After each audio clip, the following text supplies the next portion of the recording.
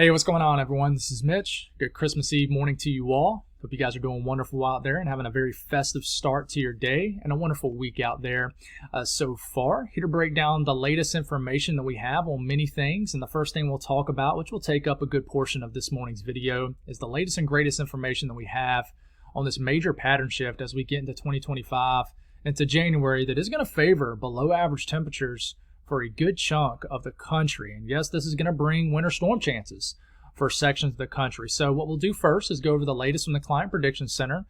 We've moved this inside 14 days now. So we actually have had some changes, the more blue on the map for that 8 to 14 day period. So we'll speak on that. We'll talk about the 3 to 4 week outlook also.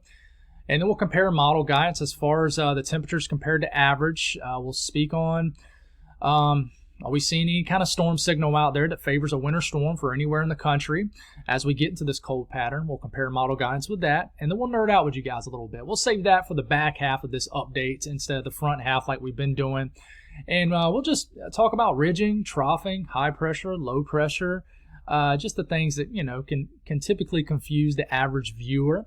But my job is to try to explain things for you guys, the audience, the people who are viewing, listening in, can understand. So I hope that we can definitely continue to do that and I guess in a way educate you guys on this pattern upcoming and the evolution of it. So we'll do that, speak on the MJO, the favorable phases needed for winter weather and cold, and then we'll finish off the video by speaking on your forecasts as far as Christmas Eve and what's going to happen across the country today. You guys across the Northeast definitely waking up to a festive start to your Christmas Eve morning. I'm definitely a little jealous of you guys, but certainly enjoy it. And there is a risk of some storms across the south central U.S. that we need to speak on. If you guys have not subscribed, certainly consider doing that. Like the video if you like it. If anybody has anything that I can pray about or pray over, please put it in the comments below.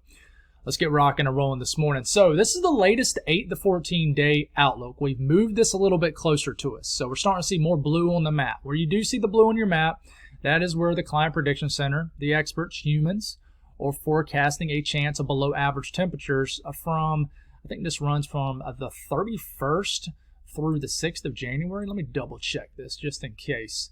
Yeah, 31st through the 6th of January. So they're going for a chance of below average temperatures to the southeast now, and then up here in like Montana and the high plains, the northern plains. Still going for above average temperatures in this time period for the Northeast, the Great Lakes region, and the western and southwestern U.S. And then we got this big area that's kind of void of no color, right? Just the gray. This is where you have I would say a 50-50 shot of just either way. I think you're just going to have average temperatures. And I will say that this is when the pattern is really evolving to colder temperatures. Now, we look at that 3 to 4 week outlook, which is what I've been showing you guys over the course of the last few videos. This was issued last Friday. We'll probably have another update to this Friday. But the pattern between January 4th and January 17th is screaming below average temperatures for a good chunk of the central and eastern and southern U.S. Now, I've said this a couple times. This is a little bit uncommon, in my opinion, from what I've observed from the Climate Prediction Center, to have this high confidence this far out for below average temperatures. And listen, like I said, this runs from January 4th through January 17th. So this is the coldest time of the year for just about everybody. The month of January is the coldest month for, I think, just about everybody across the lower 48. Maybe it's different for certain areas of the country, but I think for most, as far as temperatures, it's the coldest time of the year. And I mean, in this darker shade of blue, that's a 60% chance they're going for of temperatures being below normal in that time period, okay? So I will show you the precipitation outlook also, which looks dry in that same time period, but this could change, okay? So let's jump right into temperatures. Let's talk about that first. And we're going to start this model guidance off the last morning of the year. So this is December 31st, next Tuesday. So what, a week from today, all right, 180 hours out. Most of the country off the Euro Ensemble. Don't let me mix up the models. I had somebody who commented yesterday, said, you're throwing me off. I will sometimes mix up model guidance. This is the Euro Ensemble, so hopefully we don't do that in this video. I like to mix up towns and cities and states too sometimes. But anyways, the warmer colors you're seeing on your screen, like the reds, the oranges, this is above average temperatures. The blues, the greens, that's below average temperatures. Don't focus too much on how above or below this is showing, especially below as we move this forward. But, just mainly on the fact that blue symbolizes below average, the red, stuff like that, symbolizes above average temperature. So we progress this forward. We get into the new year. Happy New Year. It changes. All right. As soon as we get into the new year, we start to get below average temperature. Tells me there's probably going to be some cold front down here. All right. We start to get below average temperatures, only a few degrees below average as we get into January 1st. Start to get into the second. Even more widespread, a more broad section of below average temperatures start to show up for the deep south and the mid south. You see the splotches of green? That's where it could be 10 to 15 degrees below average. Okay, still hanging on to above average temperatures up here. And then we progress into the third. Start to get a little bit of a moderation in the middle of the country. And I think this is possible. We might have one punch of cold air, and then it loads up again and throws another punch of even colder air, widespread colder air. Look at the southeast for the morning of the 3rd. Okay, not this Friday, but next. All right, 11 days out. Well below average temperatures centered over the southeast. Are we going to have any kind of storm system in that time frame? Not sure. But as we start to move into the morning of the 4th, I mean, look, it's expanding even more. Below average temperatures for even larger area. January 5th, well below average temperatures to the southeast. And then we start to get into the 6th, okay, into the 7th, getting pretty far out. Let's go all the way to, this is the evening of the 7th of January. This is as far out as this model goes. And almost the entire lower 48 is below average temperature-wise. It looks like we're just getting a full dump of cold air all the way down to the lower 48.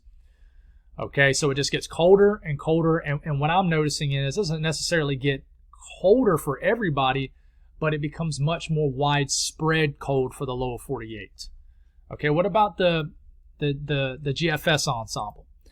Okay, it just finished running. This is the 06Z. Now, there's a big, and I've read in the comments that if you're somewhat active in the weather community or the weather world, you know that right now there's a big battle between the Euro, a Canadian, versus the GFS and its ensemble. The GFS is stuck on a different route, and we'll explain that as we go. But same thing, we'll start off with the afternoon of New Year's Eve. Above average temperatures pretty much still around for the eastern U.S. But as we start to move into the 2nd of January, it's still showing above average temperatures for the eastern U.S. when the Euro ensemble is already showing below average temperatures. But, it does eventually even cool off for areas of the eastern U.S. The south is below average. Okay, this is getting into the morning of the 4th. And we're just getting splotches of below average temperatures and above average temperatures. Some of the Rockies are still above, but you're starting to cool off in general for everybody. In general, not general. But below average temperatures for the southeast, the mid-south, areas in the Midwest as we're getting into the 5th of January. And it just looks different. It evolves different. It looks like you have a cutoff. The quarter of the coldest air wants to dump into the plains and to the Rockies and the western U.S. We're still hanging on to below average temperatures, for like the January 6th, 7th time frame, but it looks like it tries to warm up. And then we take it all the way to the end of the run, and it does show a huge, just widespread dump, kind of like the Euro ensemble on the GFS ensemble as we get way out, like to the 13th to 15-day time period. It's just, it doesn't progress this like the European at all. It delays it. Now, what about the Canadian ensemble? It favors more the Euro ensemble. We turn over into the new year. The cold immediately gets into the southeast, the deep south, especially the south-central U.S. It overspreads into the eastern U.S. as we get into the 2nd and 3rd of January. And, I mean, not only is it cold, it's really cold across a good chunk of everybody you see in the blue and the green. And it just hangs around for the long run. I mean, it doesn't moderate much at all, maybe a little bit at the end of the run. And then it looks like you might get, I think you're going to get, this is what I think, the temperatures, before we move into any kind of storm signal we're seeing. To wrap this up, what I think is you're going to get one punch of cold air as we're getting right into the new year, 1st through the 3rd. Might get a moderating period of temperatures up to average, and then we get a bigger, more larger dump of cold air several days into January. And I think models are struggling with that first push of cold air. But I don't know. We're still trying to figure this one out. Now, what about a sign for any kind of storm system? Almost all model guidance now is really liking the first weekend of January. But let's start it off for the morning of next Monday morning, the 30th. Storm system going across the Rockies could be a powerful storm system. This could develop into a powerful storm system over the middle of the country. Look, this is riding over the Mississippi Valley. This could bring severe weather. New Year's Eve, maybe. Cold air trying to crash down. But this is a big-time cutter, meaning it's cutting across the country, making a lot of warm, moist air for the deep south. And, I mean, if something like this was to happen, you got like a sub-1,000 millibar low riding over the Midwest and Ohio Valley, this would bring severe weather for the southeast, most likely. And then you start to get into the morning of the new year, January 1st. I mean, this is all rain for most of the Northeast, and then cold air comes in behind this cutting system, starts to settle into the eastern U.S., and then what happens next? You get this little clipper that rides down, delivers some snow. It's not a forecast, and two, just the same areas that have seen it with the same similar setups over the last several weeks. And then towards the end of the run, you get this storm system, and this kind of comes in after the first weekend of January. And it wants to bring snow across the Midwest and all the way into the Mid-Atlantic and even try to deliver some winter weather as we're getting way out there, like a week into January for like North Carolina. Okay, now I will tell you, there's been some back and forth with this model. Like, you look at the run from yesterday, let's back it up a little bit. And, it wanted to show a snow event for the first weekend of January for like Tennessee, the Southern Alps, all the way down to Georgia. There's just something in this time frame that the models like. Okay, now what about the GFS? GFS last night, and I'll show you last night's run first, got a lot of people across the eastern U.S. pretty excited. It's just one model run. They go back and forth. But the reason I show you these model runs on here is because we see if eventually there's any sort of consistency in one individual time frame. And as we get closer, if there is, then all of a sudden we have a system to track. But I will tell you, the GFS likes the idea of this system moving across the Rockies, ejecting across the plains. Here it is, 994 low. This, on the southern end of this low, could bring a severe weather threat the 30th into the 31st. And then this cuts across the Great Lakes, a Great Lakes cutter. Cold air tries to come down behind this, but it doesn't fully come down like the European model. The ridge kind of flexes here, and you get a dump of cold air out west instead, and then you get a winter storm across the southern high plains, and then eventually this moves into the Midwest, and to the 1st and 2nd of January, and then we get this winter storm across the Midwest into the Great Lakes region. We get this cutting system, which I think the pattern does favor that a couple days into January. 995 millibar low. This is whole rain all the way up to the Ohio Valley into the deep south. This cuts. What happens after that? Another system comes out the Gulf, makes some cold air, and all of a sudden you get a whopper of a winter storm for areas of the eastern U.S. And, I just had a lot of people talking overnight. This is the OOZ, and this brings a major winter storm for the Mid-Atlantic and all the way to the southern New England region. And then right behind it, let's go back to a widespread look at the U.S. Right behind it, we get a major winter storm across the middle of the country with cold air trying to push down a cold air damming event at the very end of the run. Now, this is all just flashy model runs, right? I mean, nothing set in stone, but we look at the latest GFS. Does it still have that system? Well, let's look at it. We get into the 1st of January. There's that system flying through, and then here comes another system. GFS showed that the last run, too. Okay, we got a big winter storm, snowstorm showing up for the Central Plains, cold air coming down on top of this moisture. And then this is a little bit further south. This shows a snowstorm from Missouri getting into Illinois. I would say January 2nd or 3rd or 4th. This brings a winter weather event across areas of the Midwest, the Ohio Valley. And then cold air tries to bog the moisture down. And you got a lot of cold air. You just got some weird things going on several days into January. And then here comes a ridge flexing across the southern tier of the U.S. It's so much disagreement. And then, at the end of the run, you get this big system that looks like your typical antifront type system with a apps runner. And then a lot of cold air tries to drop down right at the end of the run. But the GFS just keeps pushing this back. Now, as far as the Euro Ensemble run, as far as the snowfall mean, we'll start off a week out. There's not much snow showing up. This is for what's going on really right now. Not much snow showing up across the South or even the Midwest. But watch as we progress several days into the new year how the snowfall mean begins to drop south. This is the latest Euro Ensemble. We'll take it all the way to the end of the run. And all of a sudden, we even have a mean average for snow all the way down the Carolinas, the Deep South. And I will just kind of section this out. This is the central U.S. Okay, we're getting a little signal for snow across the south central U.S. And we look at the eastern U.S. with this. Look at a little bit of a snowfall mean all the way down to Carolinas. I think we're just going to get a lot of crazy runs. And then you look at the GFS Ensemble.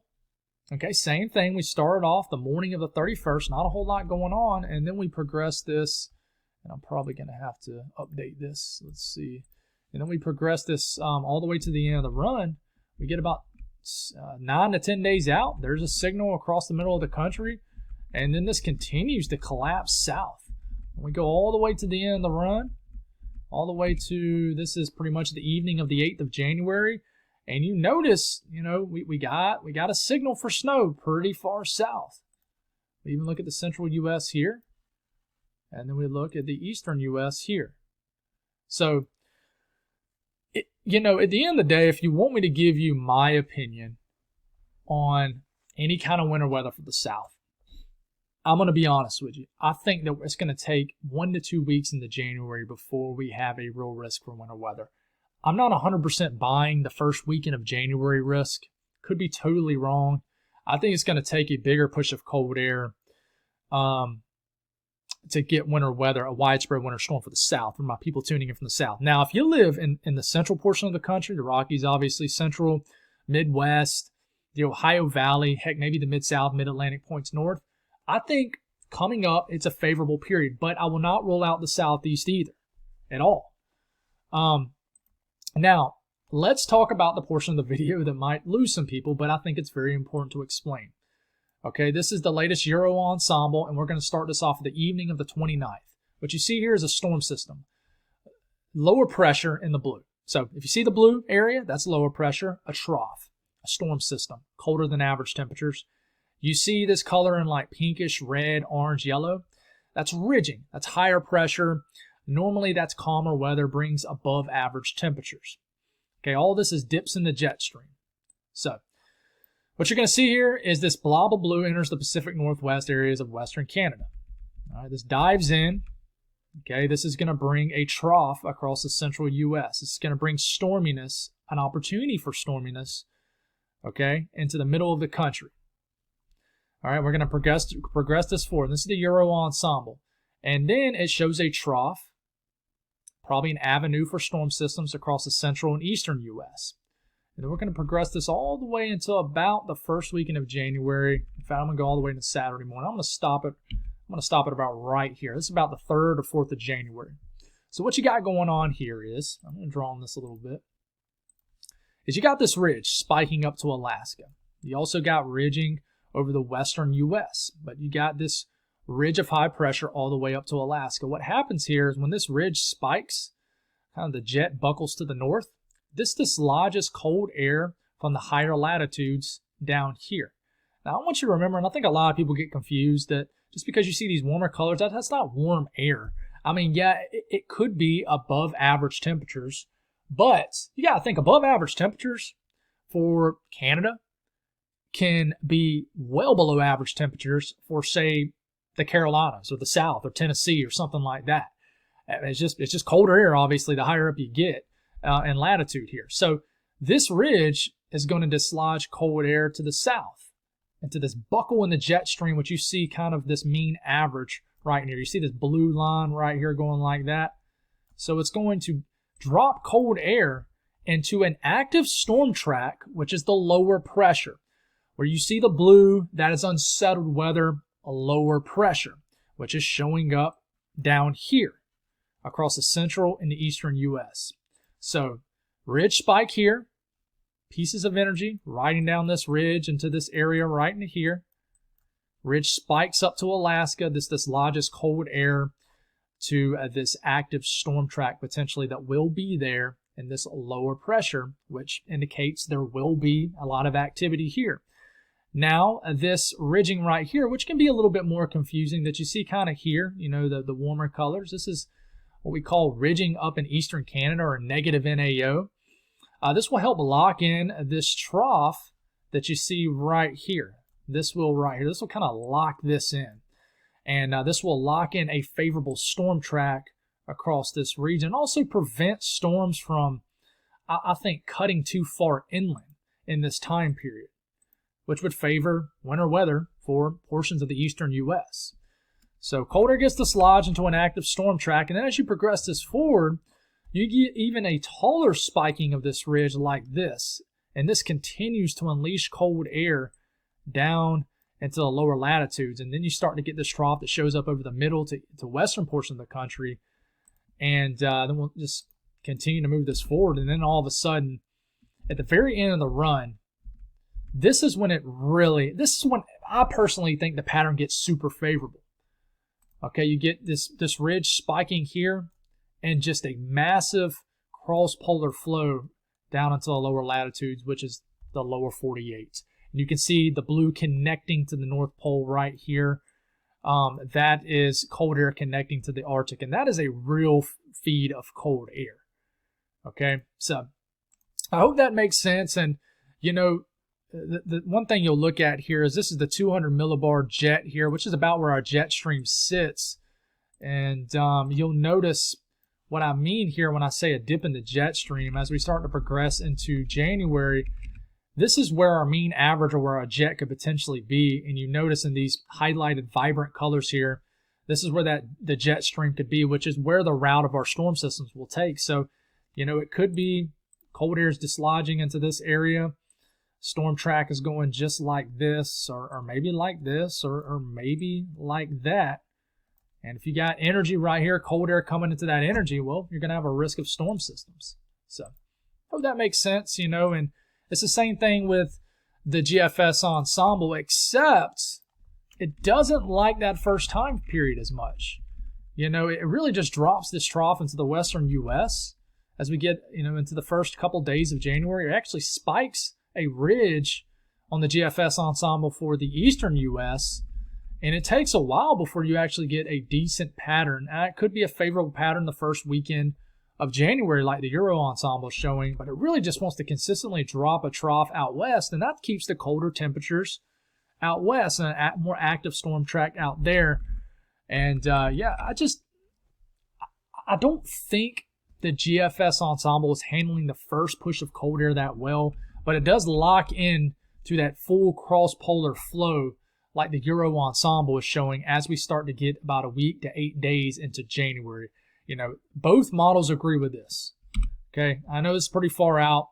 Huge feed of cold air several days into January, and it's the same thing of what the Euro ensemble is showing too with, let's see, with this just huge feed dump of cold air into the lower 48 and this blue active storm track. Same thing here. So the last thing we'll kind of look at is the fact that we are going to enter a favorable MJO phase. Now I'm just going to look at the shorter range of this, the Euro here.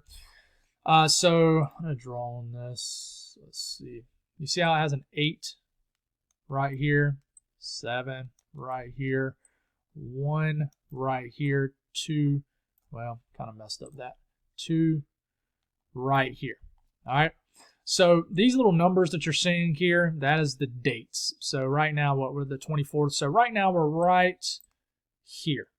We're still hanging in phase 6, which is not really favorable at all for winter weather widespread for across the country. We're about to enter phase 7, which gets a little bit more favorable as we round off the rest of the year, but still not there.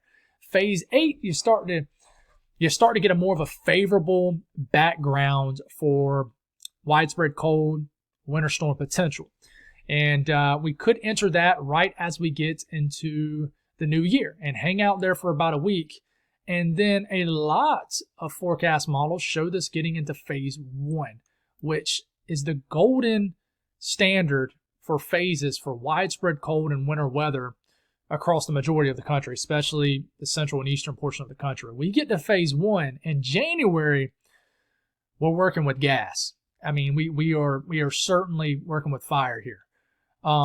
8 is a good phase 2, and 2 is good too, and 7 can be all right, but 8, 1 to 2, if we can progress through that and hang out there for about 2 weeks or so, we're golden.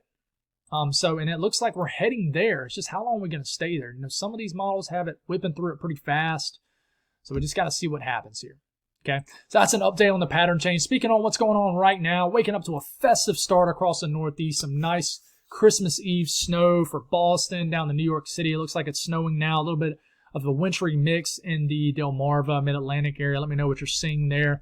Widespread rain event across the south central U.S. and the southern Missouri, northern half of Arkansas area. We got a lot of moisture out west, Washington, Oregon, northern half of California, getting a lot of rain and higher elevation snow. As far as watches, warnings, and advisories, we do have these winter weather advisories, and a lot of this will get dropped over the next several hours. But winter weather advisories for a good chunk of Maryland, northern VA, the Allegheny Mountains. We got special weather statements for what's going on right now. A lot of this is for what's happening right now. Even these ongoing winter storm warnings in the down east areas of Maine, this is for the system that's ongoing right now. And then we have these winter storm watches up that expire in the next 3 days for the Cascades and the Sierra Nevada, where we have winter storm warnings.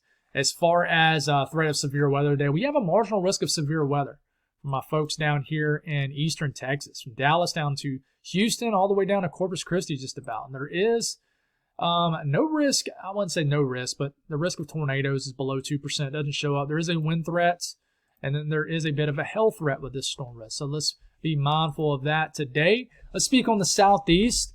I think we'll continue to get some showers across the eastern Carolinas and southeast Virginia. Cold rain today, but just no winter weather expected. I don't even think really the ice threat materialized that much across the eastern U.S. Let me know if you're seeing any spots of freezing rain in the Carolinas this morning. But this will move on out, and the rest of the southeast will be pretty quiet today. Not a whole lot going on for the immediate southeast area. Now, the northeast, all the action's happening this morning. Band of snow moving through southern New England. Long Island will move through this morning. A little bit area of a wintry mix down the Delmarva area. We'll hang on to some snow a little bit longer in the down east areas of Maine. But by the time we get into this evening, maybe some lingering snow flurries, snow showers for areas of the northeast. But it'll be a nice, calm, snow-filled landscape for the northeast this evening. And a lot of people in the northeast will have a white Christmas, which requires you to have 1 inch of snow or more on the ground to be considered that white Christmas. And a lot of people are going to get that. So really cool stuff. Some people might just consider everything being white being a white Christmas. I would. But definitely enjoy your festive morning out there. And this is how much snow is forecasted between the entirety of the event. But guys, a lot of this has already fell. So it's kind of old news. But the south central U.S. could have a risk of thunderstorms today. We're going to take it all the way to this afternoon. Still continue to get this feed of rain for extreme eastern Oklahoma, Arkansas. Some thunderstorms are possible in the Dallas-Fort Worth area this afternoon. Eastern Texas could just get thunderstorms throughout the afternoon. And this evening, a line of thunderstorms could sweep through eastern Texas into southeastern Texas. So while Santa Claus is coming to town, he might have to dodge some severe weather for the eastern and southeastern portions of the state. And this could greet you guys for your Christmas morning from Houston down to Corpus Christi. Unfortunately, you could be waking up with some lightning and thunder for your Christmas Day festivities and stuff like that. So rain all the way up into the Midwest that you're waking up to tomorrow morning also. And just a closer look at these thunderstorms in Texas. You can pack a punch overnight, guys. This is like 7 p.m., 8, 9, 10, 11, midnight, 1. This is midnight, 1 a.m., 2 a.m., 3 a.m., 4 a.m., 5 a.m., 6 a.m. So definitely a stormy night across eastern Texas, even maybe extreme western Louisiana into the overnight hours. Be prepared for that. In the north central U.S., quiet weather. Enjoy your Christmas Eve. It's definitely quiet. No snow falling, but a lot of people do have snow on the ground. Very quiet day. Western U.S., the only areas being impacted with weather is the extreme western sections of the western U.S. We could get heavy snow in the Sierra Nevada. White Christmas certainly always expected up there. And then lower elevation, some rain. Could get a little break this evening across the higher populated regions like Seattle, stuff like that. And then you could wake up to some flakes flying around in the higher elevated regions of Idaho, Wyoming, Utah. Maybe just some Christmas morning flakes flying around out there for you folks. So snow between now and the next 48 hours, just confined to those higher elevated regions. And then the temperatures today, you're going to hang on to some chilly temperatures in the eastern Carolinas with cloud cover and rain. The Northeast, not as cold as the last 2 days, but still a very cold day. And warming on up across the north central U.S., but still locked in below freezing for a lot of people. You're going to get into the 80s in southern sections of Texas today. And then this is the western U.S. You're warming up all the way to Montana. Could reach the 50s today. So God bless all y'all. Have a great day, and I'll talk to you again whenever I do. I'm not sure. I'll probably have a video tomorrow, but it might be just tomorrow evening after, all the Christmas Day activities settle down. God bless all y'all. Have a wonderful day, and I'll talk to you again soon.